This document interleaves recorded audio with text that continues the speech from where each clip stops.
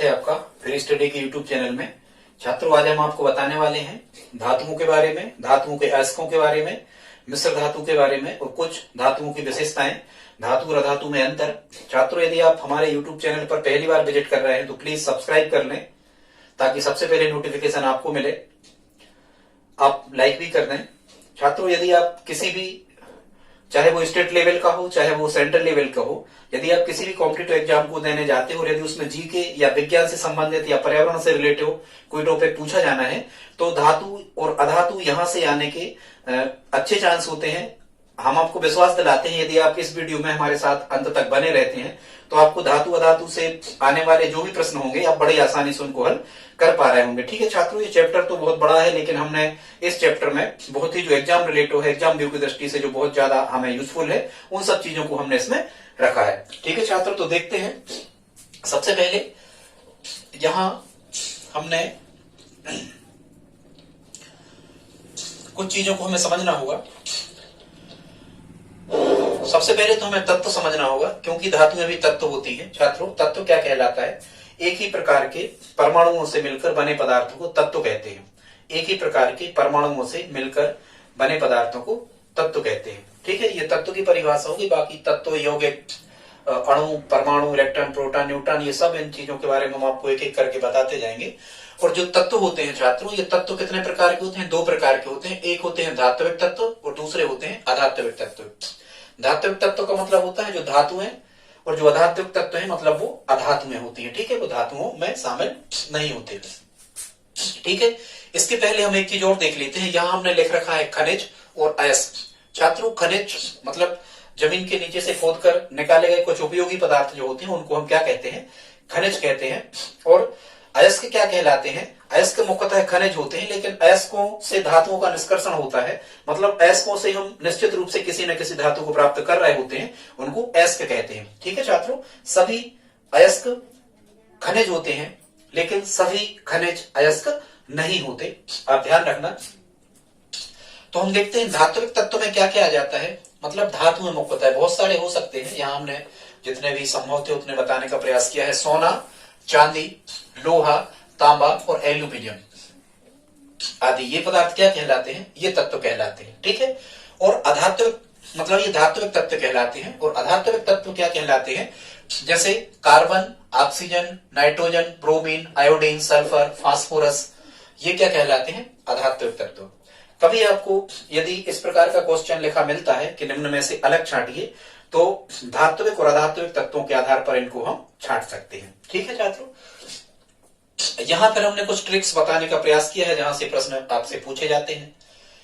तो सबसे पहले तो हमने उपधातुओं को बताने का प्रयास किया है। छात्रों, उपधातुएं मतलब कुछ पदार्थ आधुनिक आवर्त सारणी में कुछ पदार्थ ऐसे भी पाए जाते हैं या कुछ तत्व ऐसे पाए जाते हैं जिनमें धातु और अधातु के बीच की स्थिति होती है। मतलब ना तो ये पूर्णतः धातु है और ना ही पूर्णतः अधातु है। ऐसे 7 तत्व हैं, इनको हम क्या कहते हैं? उपधातु कहते हैं। ठीक है, अब कभी कभी प्रश्न आपको आता है कि निम्न में से कौन उपधातु है या उपधातु नहीं है। यदि आप 7 को याद कर लेते हो तो यहां से उपधातु वाला कॉन्सेप्ट आपका क्लियर हो जाने वाला है। ठीक है छात्रों, तो उपधातु की हमने ट्रिक लिखी, इनकी संख्या 7 है। ट्रिक क्या है? ए बस टप जाओ। ठीक है, ए बस टप जाओ, इस टाइप का यदि आप याद करते हो तो आपको उपधातु याद होने वाली है।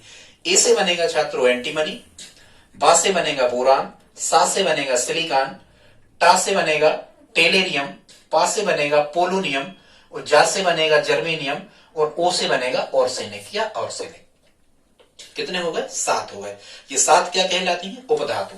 आप एक बार ट्रिक को लिखें, नोट करते जाएं, और यदि आप हाथ से एक बार लिख लेते हो तो हमें विश्वास है आपको ये फिर पूरा का पूरा याद हो जाने वाला है। ठीक है, फिर यहां एक ट्रिक हमने लिख रखी है। हालांकि ये जो ट्रिक है ये कुछ नहीं, ये घटता क्रम है। और किसका घटता क्रम है?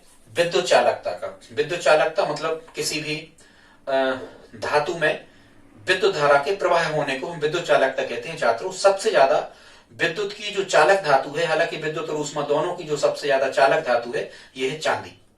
सबसे तेजी से विद्युत धारा प्रवाहित होती है चांदी में। तो यहां हमने यही बताने का प्रयास किया है कि विद्युत की सबसे अच्छी चालक धातु क्या है, चांदी है।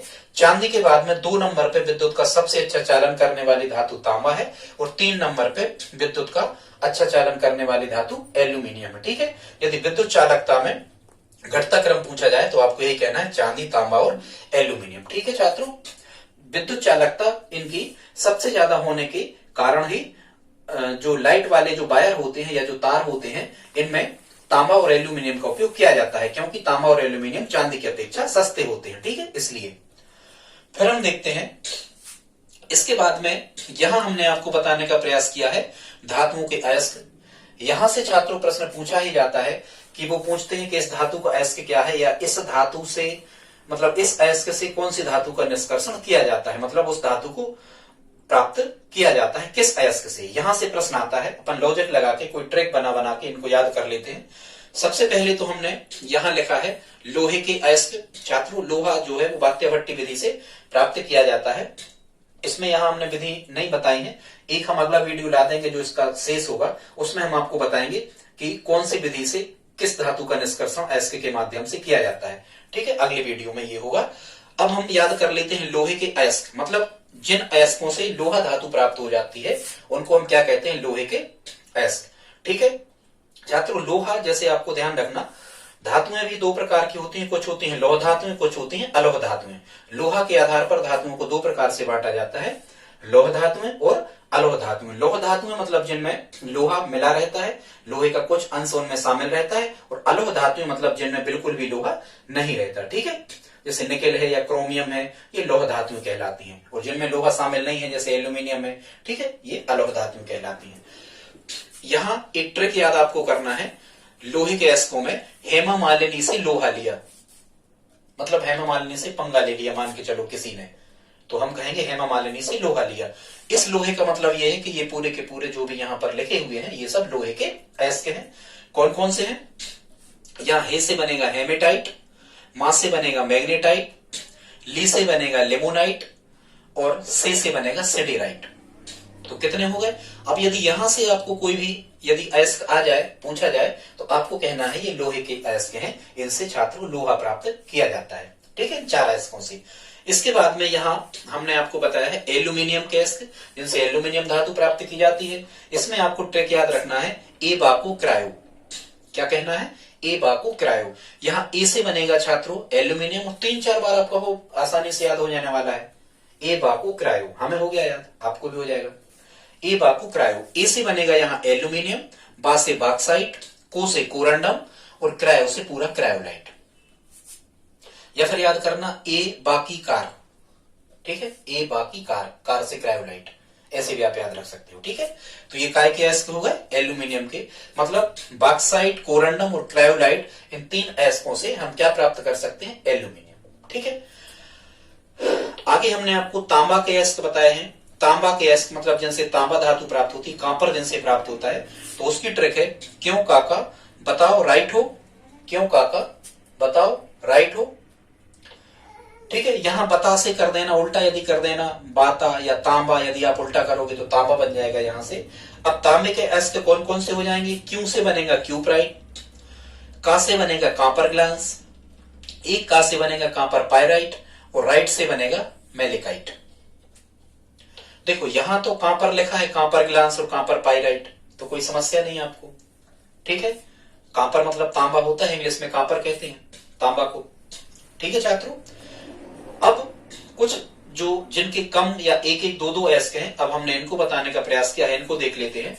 तो पहले क्या लिखा है, सिलिकॉन। सिलिकॉन जो सिलिकॉन धातु है छात्रों, ये चूंकि अर्धचालक होते हैं ये सिलिकॉन। कभी आपको प्रश्न आ जाए कि जो सौर सेल पैनल लगे होते हैं, मतलब सौर ऊर्जा को विद्युत ऊर्जा में कन्वर्ट करने वाले, सूर्य की ऊर्जा को विद्युत ऊर्जा में बदलने वाले जो सौर सेल पैनल लगे होते हैं, इनमें सिलिकॉन धातु की चिप्स लगी होती हैं। क्या लगी होती हैं, सिलिकॉन धातु की चिप्स लगी होती हैं। सिलिकॉन धातु जो है एक अर्धचालक धातुओं में आती है। इस सिलिकॉन की विशेषता क्या होती है कि यदि ताप बढ़ाया जाए सिलिकॉन धातु का, तो ताप बढ़ाया जाए तो यहां से ये मतलब विद्युत चालकता का गुण दर्शाने लगती है, धात्विक गुण दर्शाने लगती है, और ताप बढ़ाने से यहाँ इलेक्ट्रॉन मुक्त होने लगते हैं, इलेक्ट्रॉन निकलने लगते हैं, और जैसे ही इलेक्ट्रॉन निकलने लगते हैं मतलब धातुओं में ये विशेषता पाई जाती है, इनमें मुक्त इलेक्ट्रॉन होते हैं, इसीलिए धातुएं विद्युत की चालक होती हैं, क्योंकि यहाँ आवेश का जो वाहक होते हैं ये मुक्त इलेक्ट्रॉन ही होते हैं। आवेश मतलब विद्युत धारा को कौन यहाँ से वहां ले जाता है, इलेक्ट्रॉन ही ले जाते हैं। तो जिनमें मुक्त इलेक्ट्रॉन होते हैं वो सभी के सभी चालक होते हैं, चालक कहलाते हैं, और जिनमें मुक्त इलेक्ट्रॉन नहीं होते वो कुचालक कहलाते हैं विद्युत के। ये कॉन्सेप्ट है इसका, ठीक है। तो सिलिकॉन जो धातु है किस अयस्क से प्राप्त होती है, सिलिका मतलब एक प्रकार का रेत है, ये रेत कहलाती है, ठीक है छात्रों। फिर यहाँ क्या लिखा है, रेडियम। कई लोग अपन अखबारों में पढ़ते हैं ना, रेडियम कटर से हमला किया, तो यहां से याद रखना रेडियम मतलब ब्लेड शब्द वहां लिखा रहेगा, कटर माने ब्लेड, ठीक है। तो रेडियम का अयस्क क्या है, पिंच ब्लेड। रेडियम का अयस्क क्या है छात्रों, पिंच ब्लेड। फिर यहाँ क्या लिखा है, मरकरी। मरकरी माने क्या होता है, पारा, Hg। तो मरकरी का अयस्क क्या होता है, शनिवार। मरकरी का अयस्क क्या होता है, शनिवार। मरकरी, करी, करी माने कड़ी, कड़ी। तो अपन कहते यार करी तो हम बार बार खाते, ऐसे करके याद रख लेना, करी तो हम बार बार खाते, मरकरी, ठीक है, ऐसे याद कर लेना, ठीक। इस टाइप से मरकरी का अयस्क क्या हो गया छात्रों, शनिवार। फिर यहां लिखा है क्या, यूरेनियम। क्या लिखा है, यूरेनियम। यूरेनियम का अयस्क क्या है, कार्नेटाइट और पिंच ब्लेड, ठीक है। पिंच ब्लेड से रेडियम भी प्राप्त किया जाता है और पिंच ब्लेड से यूरेनियम भी प्राप्त किया जाता है। तो इसको आप कैसे याद रखना, यूरेनियम। यहाँ कार ने, इसको पकड़ लो, कार ने मतलब कार यदि आप चलाते हो तो कुछ नियम धर्म होते हैं उसके, कार चलाने के कुछ नियम धर्म होते हैं ड्राइवरी के। तो कार ने मतलब कार के नियम मतलब यूरेनियम कार्नेटाइट, ठीक है। पिंच ब्लेंड तो आएगा ही उसमें। इसके बाद में यहां जिंक। जिंक जो है, जस्ता जो है, ये किससे प्राप्त किया जाता है, जस्ता प्राप्त किया जाता है कैलेमाइन। जिंक का अयस्क क्या है, या जस्ते का अयस्क क्या है, Zn। जस्ते का अयस्क क्या है, कैलेमाइन। क्या है छात्रों, कैलेमाइन। कैसे याद रखोगे, जिंक, जिंक। तो ऐसे अपन याद रख सकते हो यार, जंक फूड वगैरह नहीं खाओ, उसकी जगह आप केले खा लो, ऐसे जंक फूड नहीं खाओ, केले खा लो, ऐसे अपन याद रख सकते हैं, जिंक का कैलेमाइन, ठीक है। चांदी, चांदी का अयस्क क्या होता है, अर्जेंटाइट। चांदी का अयस्क क्या होता है, अर्जेंटाइट। अर्जेंटाइट से चांदी मिलती है, ठीक है। कैसे याद रखोगे, अब किसी का शादी विवाह यदि होने जा रहा है तो कहेंगे अरे यार सोने की तो गुंजाइश नहीं है, अर्जेंट में चांदी खरीद ले रहे हैं, तो चांदी अर्जेंट में खरीदी जाती है छात्रों, ठीक है। ऐसे यहाँ पे याद रखना कि चांदी का अयस्क क्या है, अर्जेंटाइट। इसके बाद में यहाँ लिखा है सोडियम। आपको पता है सोडियम खारा होता है, नमक में सोडियम होता है, ठीक। नमक में क्या होता है, सोडियम। और नमक की क्या होती है, चट्टाने होती है, राख, चट्टान। और साल्ट, साल्ट देखो साल्ट शब्द लिखा होगा, साल्ट मतलब नमक, इंग्लिश में साल्ट का मतलब क्या होता है, नमक होता है। तो सोडियम, नमक में सोडियम होता है, तो यहां से सोडियम के अयस्क क्या कहोगे, राख साल्ट और साल्ट पीपर। राख साल्ट और साल्ट पीपर, इनसे क्या प्राप्त किया जाता है, इनसे प्राप्त किया जाता है सोडियम। इसके बाद में लेड, सीसा, ठीक है, पीबी। इसके बाद में लेड, सीसा धातु। सीसा धातु किससे प्राप्त की जाती है, सीसा का अयस्क है गैलेना। क्या है, गैलेना, लेड, ठीक है। तो अपन कहते लेड, लेड मतलब रिफिल, कहते यार हमें रिफिल लेना है, लेड लेना है, वहां से चलो स्टेशनरी की दुकान से चलो, मैं लेड लेना है, ऐसे लेड मतलब रिफिल लेना है, लेड लेना है, ऐसे जोड़ लेना, ठीक है। तो गैलेना लेड का अयस्क हो गया, ठीक है। फिर कैल्शियम, कैल्शियम का अयस्क क्या है, डोलोमाइट। डोलोमाइट से कैल्शियम, हालांकि डोलोमाइट या चूना पत्थर से भी कैल्शियम प्राप्त किया जाता है, CaCO3 कैल्शियम कार्बोनेट से। कैल्शियम का अयस्क क्या है, डोलोमाइट और जिप्सम। कैल्शियम का अयस्क क्या है, डोलोमाइट और जिप्सम। कैसे याद रखोगे, कैल्शियम। हाँ, किसी को कैल्शियम की कमी हो जाती है तो डॉक्टर साहब कहते हैं भाई ज्यादा चलो फिरो, कुछ डोलो, कुछ ज्यादा डोलो तो कैल्शियम की पूर्ति हो जाएगी, मान के चलो। तो कैल्शियम का डोलोमाइट और जिप्सम। फिर यहाँ क्या लिखा है, मैग्नीशियम, Mg। मैग्नीशियम का क्या होता है, मैग्नीशियम का भी होता है डोलोमाइट और मैग्नीसिया। मैग्नीसिया, मैग्नीशियम का क्या होता है, मैग्नीसिया तो लिखा रहेगा तो आप समझ ही जाओगे कि ये मैग्नीशियम का होगा, ठीक है। बाकी मैग्नीशियम का भी क्या है, डोलोमाइट मैग्नीशियम का भी है। कैसे याद रखोगे भाई, कोई मैगी खाते हैं ना डोलते डोलते, ऐसे याद रखना, मैगी खा रहे हैं डोलते डोलते, तो मैग्नीशियम, डोलोमाइट। इसके बाद में क्या लिखा है, पोटेशियम। पोटेशियम का क्या होता है, फेल्सपार। छात्रों पोटेशियम का क्या होता है, पोटेशियम का फेल्सपार। पोटेशियम, यदि आप इसको कह दो मोटेशियम, तो जो मोटे लोग होते हैं उनकी कई चीजें फेल हो जाती हैं, किडनी वगैरह फेल हो जाती है ऐसे मोटे लोग कि फेल्स हो जाती है, मोटेशियम ऐसा कहना तो फेल हो जाती है। ठीक है, फिर यहाँ लिखा है सोना, सोने का इसके क्या है कालवेराइट। ठीक है, सोना एक प्रकार का क्या है काल, काल सोना, ज्यादा सोना पहनना खतरनाक होता है, तो सोना एक प्रकार का काल है, ऐसे ऐसे आप याद रख सकते हो। ठीक है, इसके बाद में कोबाल्ट, कैंसर के उपचार में उपयोगी धातु कोबाल्ट, कोबाल्ट।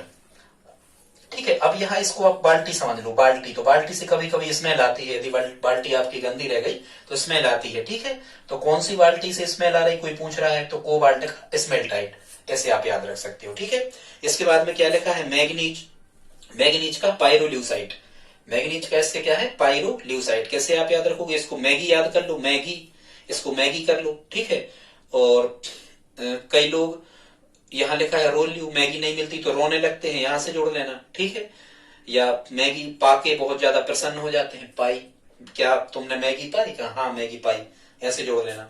फिर यहाँ लिखा है बेरेलियम, बेरेलियम धातु का इसके क्या होता है बेराइल, ये तो आसानी से याद हो जाएगा।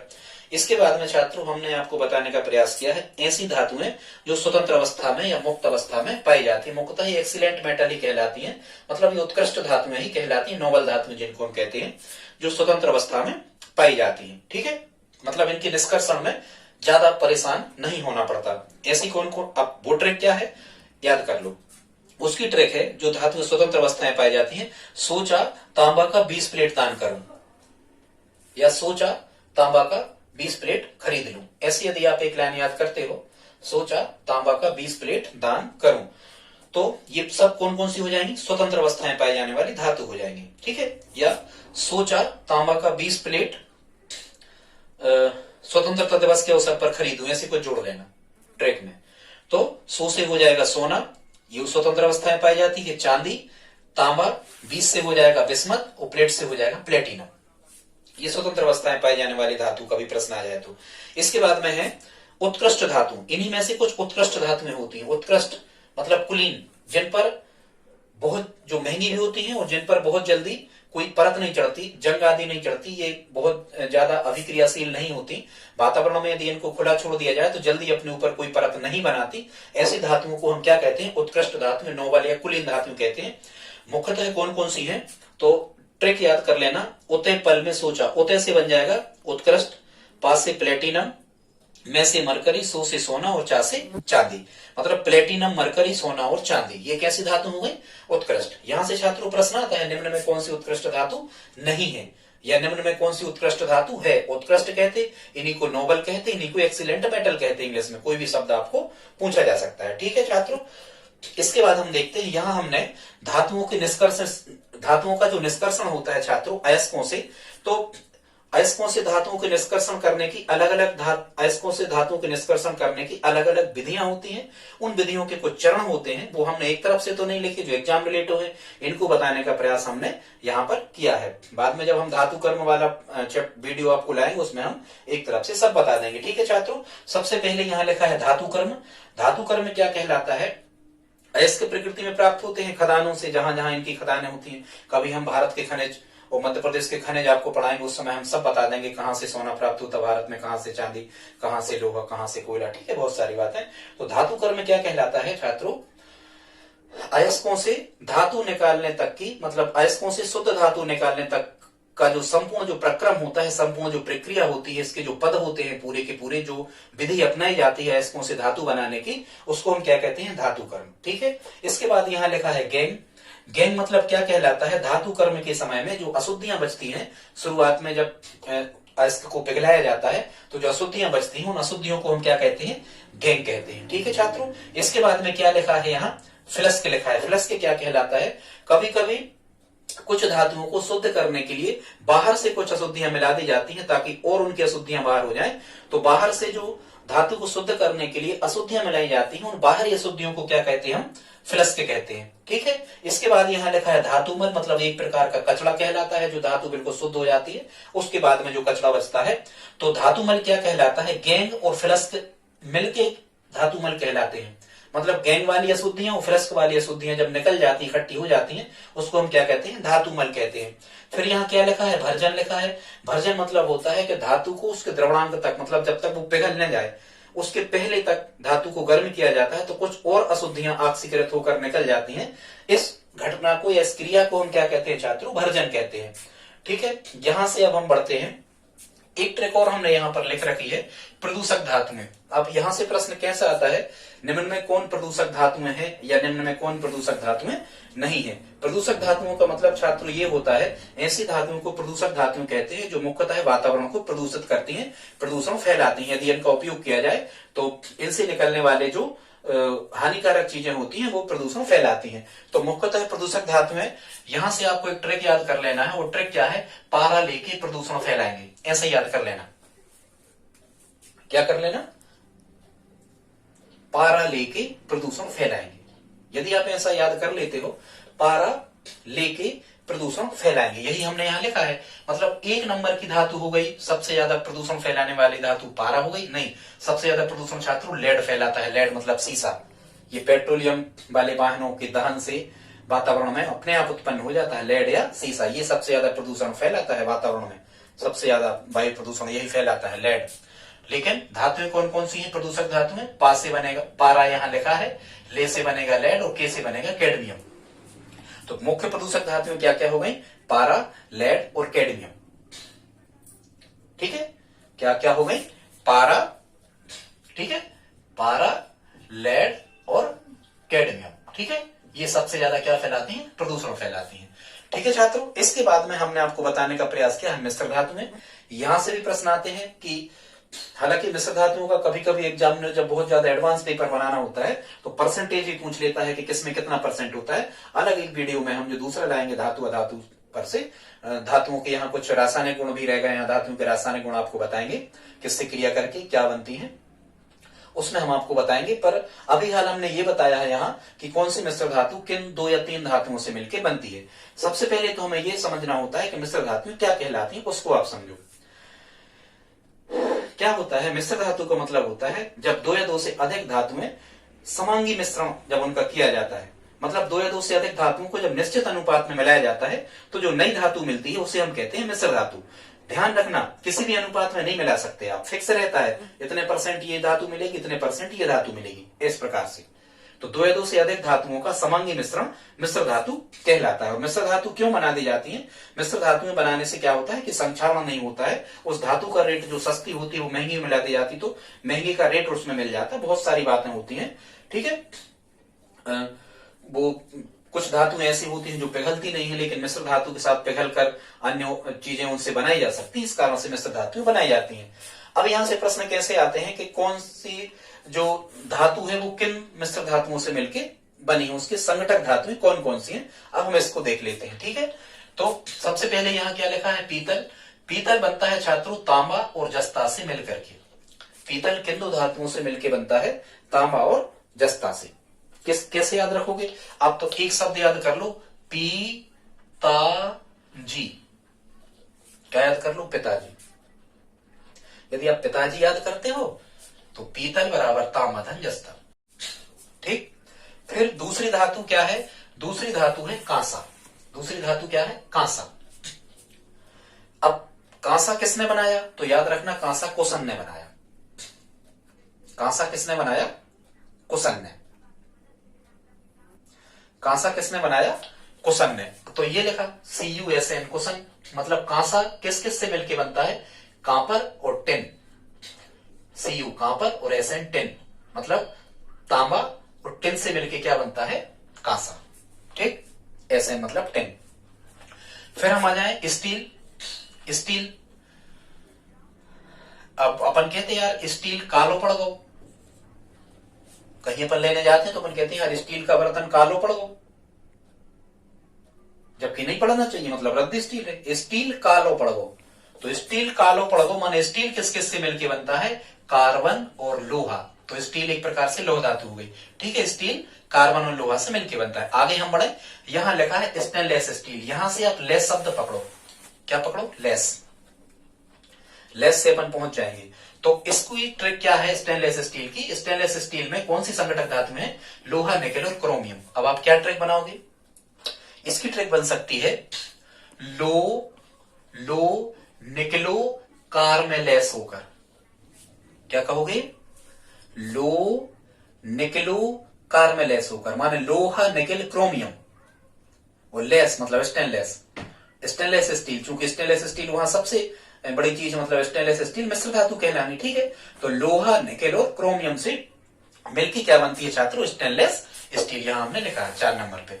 इसके बाद में यहां लिखा है जर्मन सिल्वर। जर्मन सिल्वर में क्या क्या मिलता है, निकेल, तांबा और जिंक, जस्ता। तो इसको आप कैसे याद रखोगे, मान के चलो कोई नीताजी है, नीताजी, वो नीताजी कहां चली, जर्मनी, नीताजी को पहुंचा दो जर्मनी, नीताजी कहां चली, जर्मनी, ठीक है। कभी हम अगले वीडियो बताएंगे जितने भी तत्व हैं सबके प्रतीक और बहुत सारी बातें, विज्ञान है बहुत। तो क्या करोगे, नीताजी जर्मनी चली, नी से निकेल, ता से तांबा, जी से जिंक, ये जर्मन सिल्वर की धातुएं होंगी, ठीक है छात्रों। इसके बाद में टांका, टांका लगाया जाता है जो बर्तनों में जोड़ने के लिए, वेल्डिंग टाइप का, ठीक है। टांका में क्या क्या होता है, टांका में होता है टिन और लेड। क्या होता है, टिन और लेड। अब आपको कैसे याद रखोगे इसको, कि भाई तुमने टांका लगाया है, तो आगे देखते हैं। अपन पहुंचे थे कहां, टांका। भाई तुमने टांका लगाया कि बिल्कुल टीले जैसा बना दिया, टांका लगाया कि टीले जैसा बना दिया, मतलब टांका, टिन और लेड। इसके बाद में 7 नंबर पे लिखा है गन मेटल। गन मेटल में कौन कौन सी धातुएं मिली होती हैं, तांबा, जस्ता और टिन, ठीक है। कैसे आप याद रखोगे, गन मेटल, तांबा, जस्ता और टिन गन मेटल की मिश्र धातुएं हैं, ठीक है छात्रों। इसकी ट्रिक आप बनाएं, कमेंट बॉक्स में लिख के बताएं हमें। इसके बाद में लिखा है क्या, सोल्जर, सोल्डर, क्या लिखा है, सोल्डर। सोल्जर मतलब क्या होता है, सैनिक। तो अपन कह सकते हैं यार सोल्डर, सोल्जर की सीटी, सैनिक सीटी लिए रहते हैं, ठीक है। तो हम क्या कहते हैं, सोल्डर की सीटी, मतलब सोल्डर जो धातु है ये सीसा और टिन, सीटी, सीसा और टिन से मिलकर क्या बनता है, सोल्डर, ठीक है। इसके बाद में छात्रों यहां लिखा है टाइप मेटल प्रिंटिंग, धात्विक लिखाई जो होती है, तो ये बनता है, इसमें मिला होता है एंटीमनी, टिन और लेड। क्या लिखा होता है, मिला होता है एंटीमनी, टिन और लेड। इसके बाद में एक बहुत इंपॉर्टेंट फैक्ट यहां लिखा है, अमलगम। पारा के साथ में किसी भी धातु की मिश्र धातु को अमलगम कहते हैं, याद रखना, बहुत इंपॉर्टेंट प्रश्न है जब कभी आता है। क्या कहना है आपको, पारा या मरकरी के साथ में किसी भी मिश्र धातु, मरकरी के साथ में किसी भी धातु को मिलाकर के जो मिश्र धातु बनाई जाती है उसे हम क्या कहते हैं, अमलगम कहते हैं, ठीक है छात्रों। अब यहां कभी कभी आपको प्रश्न आता है धातुओं की अभिक्रियाशीलता। अभिक्रियाशीलता ध्यान रखना, सबसे कम अभिक्रियाशील धातु सोना, इसीलिए सोने की चमक बहुत समय तक बनी रहती है, क्योंकि सोना वातावरण में खुला भी छोड़ दिया जाए तो ये जल्दी क्रिया करके अपने ऊपर कोई परत नहीं बनाता, इसलिए सबसे उत्कृष्ट धातु या सबसे कम अभिक्रियाशील धातु किसे कहते हैं, सोना, ठीक है, गोल्ड को याद रखना, सोना या गोल्ड को कहते हैं, ठीक है। सबसे कम अभिक्रियाशील धातु, सबसे कम अभिक्रियाशील धातु क्या होता है, सोना, Au, ठीक है, याद रखना। लेकिन यहां हमने आपको बताया है धातुओं की अभिक्रियाशीलता का घटता क्रम, मतलब सबसे ज्यादा अभिक्रियाशील धातु कौन सी है, बिल्कुल खुला छोड़ दो तो जलने लगेगी, आग लग जाएगी वायु के संपर्क में जैसे ही आए। सबसे ज्यादा अभिक्रियाशील धातु कौन सी है छात्रों, पोटेशियम। यहां हमने एक ट्रिक बनाई है, घटता क्रम कभी कभी पूछा जाता है, धातुओं का अभिक्रियाशीलता में घटता क्रम। तो उस धातुओं का अभिक्रियाशीलता में जो घटता क्रम है उसको आपको याद रखना है, पोसो कैट म्याऊ। क्या याद रखना है, पोसो कैट म्याऊ, मतलब पोटेशियम सबसे ज्यादा अभिक्रियाशील धातु, फिर सोडियम, फिर यहां कैल्शियम और मैग्नीशियम, 4, ठीक है। पोटेशियम, सोडियम, कैल्शियम और मैग्नीशियम, अभिक्रियाशीलता का घटता क्रम आएंगे, ज्यादा से ज्यादा 4 आएंगे। सबसे कम अभिक्रियाशील सोना, बता चुके। इसके बाद कुछ विशिष्ट धातुओं के गुणधर्म लिखे हैं जो आपसे पूछे जाते हैं। सबसे पहले यहाँ क्या लिखा है, सोडियम। कभी कभी आपको प्रश्न आता है कि ऐसी कौन सी धातु है जिसको मिट्टी के तेल में रखते हैं, ठीक है, जिसको मिट्टी के तेल में रखते हैं, चाकू से काटते हैं इस टाइप से, तो क्या है, सोडियम। इसके बाद में यहां लिखा है, एक ट्रिक टाइप की लिखी है, सोचा आघात लगेगा या सोचा आघात तनेगा। सोचा आघात तनेगा, इसका मतलब क्या है कि सोना, हालांकि सोना है सबसे ज्यादा आघात वर्धनीय और तन्य धातु। आघात वर्धनीय का मतलब होता है छात्रों किसी भी धातु को पीट पीट कर पतली चादरें बनाना, ये आघात वर्धनीयता कहलाता है। और तन्यता माने पतले तार के रूप में उस धातु को खींचना, ये तन्यता का गुण कहलाता है। तो आप ध्यान रखना, सबसे ज्यादा आघातवर्धनी और तन्य धातु है सोना, और दूसरे नंबर पे सबसे ज्यादा आघातवर्धनी और तन्य धातु है चांदी। ठीक है, एक चीज। फिर यहां लिखा है चांदी। अभी हमने आपको शुरू में भी बताया था कि ऊष्मा और विद्युत की सबसे अच्छी चालक धातु। यदि कभी पूछा जाए ऊष्मा और विद्युत की सबसे अच्छी चालक धातु क्या है छात्रों, तो ऊष्मा मतलब बहुत जल्दी गर्म हो जाती है, बहुत ऊष्मा को अवशोषित कर लेती है। ऊष्मा और विद्युत की सबसे अच्छी चालक धातु क्या है, चांदी। और कभी यदि आपसे पूछा जाए कि ऊष्मा और विद्युत की सबसे कुचालक धातु, सीसा मतलब लेड। ठीक, इसके बाद में यहां लिखा है रेडियम। छात्रों यदि कभी पूछा जाए कि पृथ्वी पर सबसे कम मिलने वाली धातु, तो हमें क्या कहना है, रेडियम। फिर यहां क्या लिखा है, फ्लोरीन। फ्लोरीन, फ्लोरीन की कमी से फ्लोरोसिस रोग हो जाता है, दंत क्षरण जिसको हम कहते हैं, फ्लोरिसी हो जाती है, इसलिए हमने यहां लिखा। प्लेटिनम को क्या कहते हैं छात्रों, प्लेटिनम को कहते हैं सफेद सोना। और जो प्लेटिनम धातु है ये सबसे ज्यादा कठोर धातु है। सबसे ज्यादा, वैसे तो प्रकृति में सबसे ज्यादा कठोर पदार्थ क्या होता है, हीरा होता है, लेकिन यदि धातुओं में पूछा जाए तो सबसे ज्यादा जो कठोर धातु है वो है प्लेटिनम। इसको हम सफेद सोना भी कहते हैं। ठीक है, फिर कभी यदि आपसे प्रश्न आए कि सबसे भारी धातु, तो सबसे भारी धातु ओस्मियम। सबसे हल्की धातु, तो सबसे हल्की धातु लिथियम। सबसे भारी धातु ओस्मियम। ऐसा याद रखना कि अरे यार तुम्हें तो ओस भी भारी पड़ रही, ओस यदि तुम पे पड़ गई है तो तुम कह रहे यार बहुत वजन लग रहा है ओस को, कोई कह रहा है ओस भारी पड़ रही, मतलब ओस्मियम सबसे भारी धातु और लिथियम सबसे हल्की धातु। ठीक है, सबसे हल्की, हल्के लोग वैसे ही लथरते रहते हैं जीवन भर इस टाइप से, लिथियम। फिर यहाँ क्या लिखा है, ब्रोमीन। ब्रोमीन याद रखना द्रव अधातु। कभी यदि आपसे प्रश्न आ जाए कि द्रव अधातु क्या है, तो द्रव अधातु क्या होता है, ब्रोमीन। ठीक है, द्रव अधातु ब्रोमीन। फिर कभी कभी प्रश्न आता है कि कमरे के ताप पर द्रव धातुएं कौन कौन सी हैं, तो दो हैं कमरे के ताप पर जो द्रव धातु है, एक तो पारा और गैलियम। पारा और गैलियम कमरे के ताप पर द्रव धातु। ठीक है, फिर यहां लिखा है सर्वाधिक विद्युत चालक धातु। तो सर्वाधिक विद्युत चालक धातु तो होती है क्या, चांदी। लेकिन सर्वाधिक विद्युत चालक अधातु क्या होती है, यहाँ ग्रेफाइट जो है ये अपवाद है। अधातु में चूंकि विद्युत की चालक नहीं होती, अधातु में विद्युत और ऊष्मा की कुचालक होती है छात्रों, लेकिन जो ग्रेफाइट है एक अपवाद है। ग्रेफाइट अधातु होने के बाद भी विद्युत का चालन करती है, पेंसिल के लिए डिस्क बनाई जाती है। ठीक है छात्रों, फिर इसके बाद में यहाँ क्या लिखा है, फिर यहाँ लिखा है टंगस्टन। क्या लिखा है, टंगस्टन। टंगस्टन भी एक प्रकार की मिश्र धातु है, ये निकेल, क्रोमियम और लोहा से मिलकर बनता है। टंगस्टन काय से मिलकर बनता है, निकेल, क्रोमियम और लोहा से मिलकर बनता है टंगस्टन। अब कभी कभी आपको प्रश्न आ जाता है कि जो विद्युत बल्ब होता है इसका तंतु काय का बना होता है छात्रों, तो विद्युत बल्ब का जो तंतु होता है ये टंगस्टन धातु का बना होता है। क्यों बना होता है टंगस्टन धातु का, क्योंकि टंगस्टन धातु का जो गलनांक है, मतलब ताप मिलने पर पिघलना, टंगस्टन धातु का जो गलनांक है ये सर्वाधिक होता है धातुओं में। कभी यदि प्रश्न आ जाए कि किस धातु का गलनांक सर्वाधिक होता है छात्रों, तो टंगस्टन का गलनांक सर्वाधिक होता है। लगभग 4000 डिग्री सेंटीग्रेड टेम्परेचर पर पिघलती है टंगस्टन धातु। तो बल्ब के अंदर का ताप इतना कभी हो नहीं पाता, इसलिए बल्ब वो फूटता नहीं है, फ्यूज नहीं होता, टंगस्टन गलता नहीं है। ठीक है, यहां से याद रखना। ठीक है छात्रों, फिर ये पारा हमने आपको बता दिया, द्रव कमरे के ताप पर धातु है जो मतलब द्रव है। ठीक है, लोहे के बारे में तो पता ही है आपको, अभी और आगे बताने वाले हैं लोहा के बारे में। फिर यहां लिखा है, हाँ और आप एक ट्रिक बना सकते हो कि जो पारा और लोहा है ये सबसे ज्यादा विद्युत प्रतिरोधकता दर्शाते हैं, पारा और लोहा।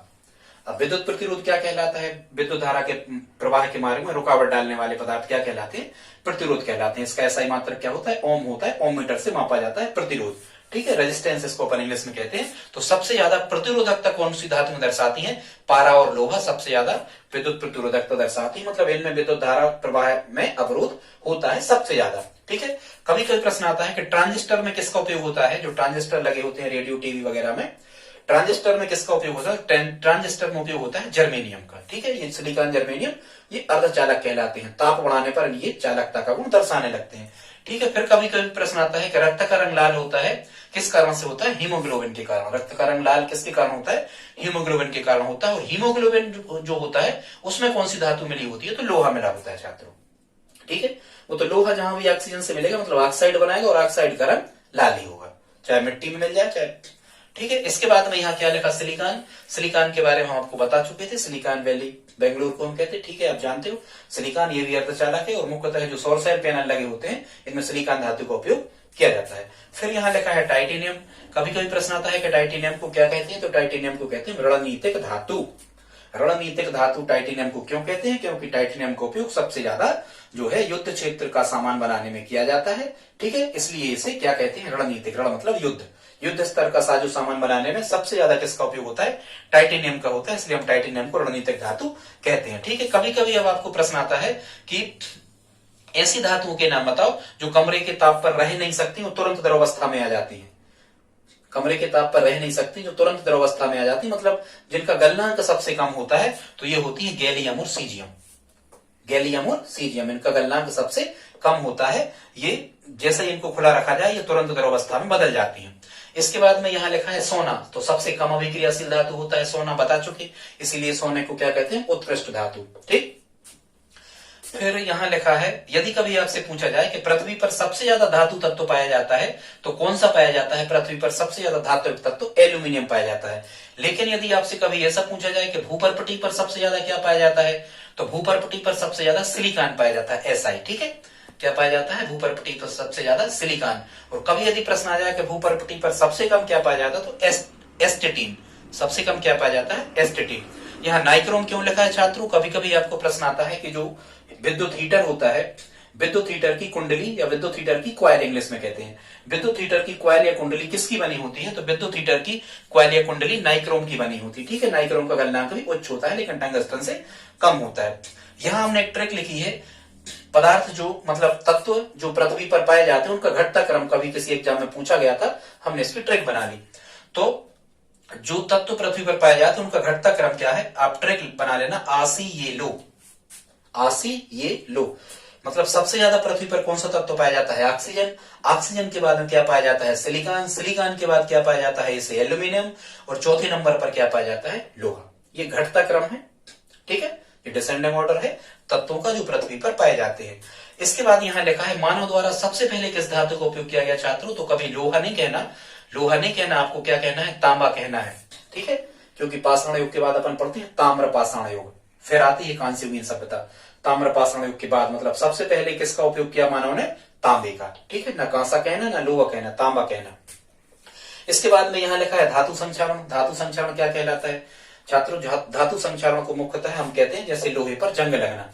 धातु संक्षारण एक ऐसी क्रिया है जिसमें धातुओं को यदि प्रकृति में खुला छोड़ दिया जाए, मुक्त अवस्था में छोड़ दिया जाए, तो ये वायु से क्रिया करके अपने ऊपर एक परत बना लेती हैं, जिसको हम क्या कहते हैं, धातु संक्षारण कहते हैं। अब अपने ऊपर परत बना लेती है मतलब उनकी भौतिक अवस्था जो है वो थोड़ी सी परिवर्तित हो जाती है।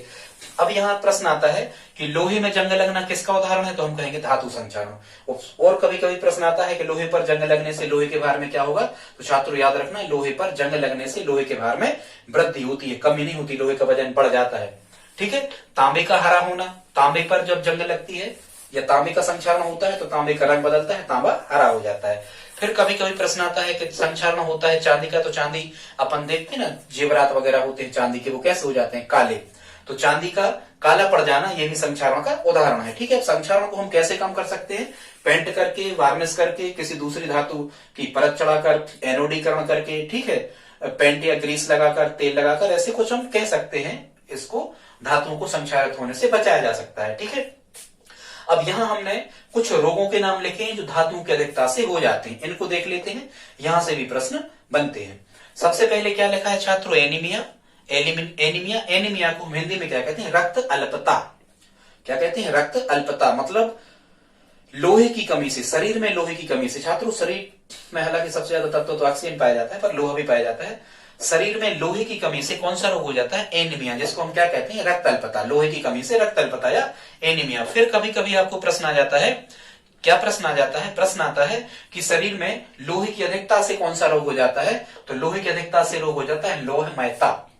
कौन सा हो जाता है, लोहमयता। फिर इसके बाद में यहाँ क्या लिखा है, विल्सन। तांबे के पात्र यदि अपन ज्यादा उपयोग करते हैं, लोहे के पात्र ज्यादा उपयोग करते हैं खाने पीने के सामान में, तो लोहमयता। और यदि तांबे के पात्र अपन उपयोग करते हैं तो कौन सा रोग हो जाता है, बिल्सन।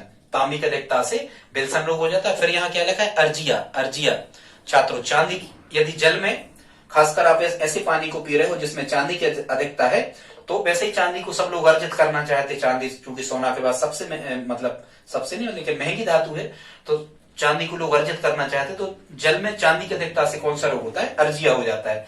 इसके बाद में यहाँ क्या लिखा है? मिनीमाटा लिखा है। मिनीमाटा ये जापान की खाड़ी का नाम है, वहां ये रोग फैल गया था।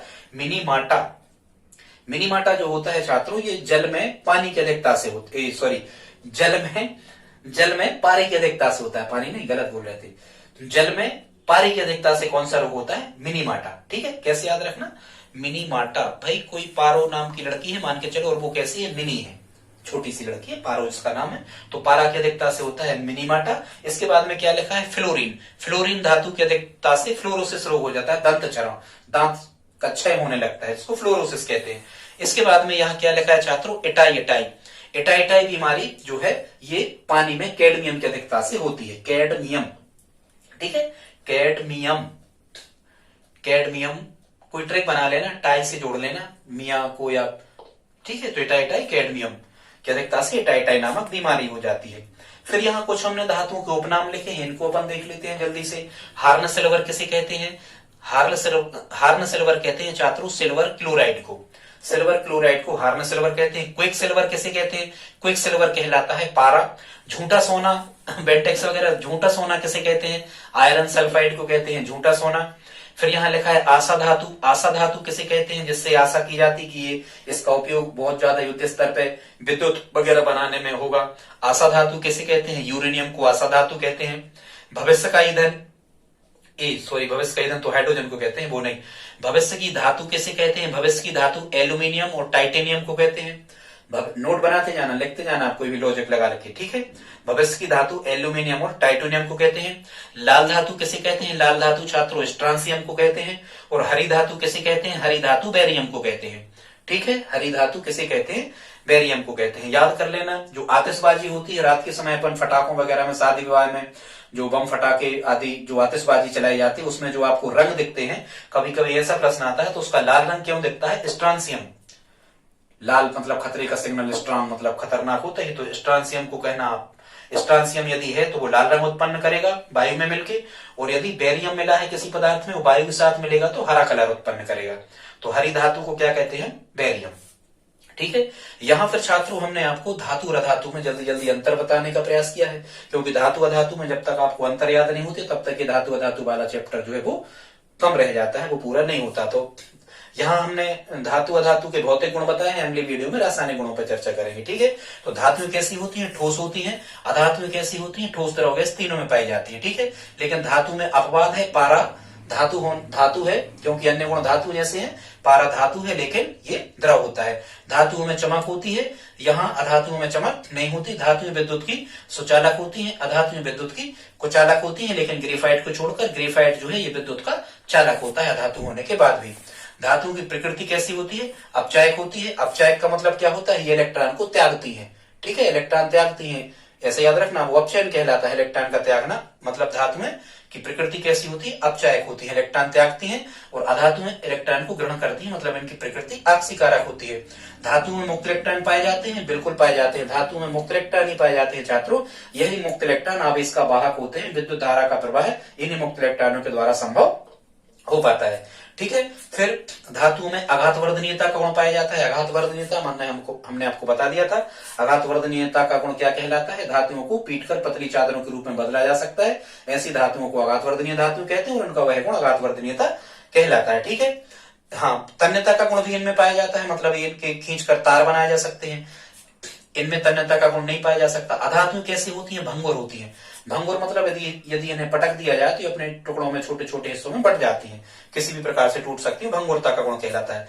धातुओं के गलनांक कैसे होते हैं? उच्च होते हैं, इनके गलनांक निम्न होते हैं। गलनांक का मतलब क्या होता है कि जब बहुत ज्यादा ताप मिलेगा तब ये पिघलेगी, द्रवावस्था में आएगी, ठीक है। वह ताप जिस पर कोई धातु द्रवावस्था में बदलती है उसे उसका गलनांक कहते हैं। तो स्वाभाविक सी बात है, इनके गलनांक मतलब बहुत ताप लगेगा तो धातुओं के गलनांक उच्च होते हैं, अधातुओं के गलनांक निम्न होते हैं।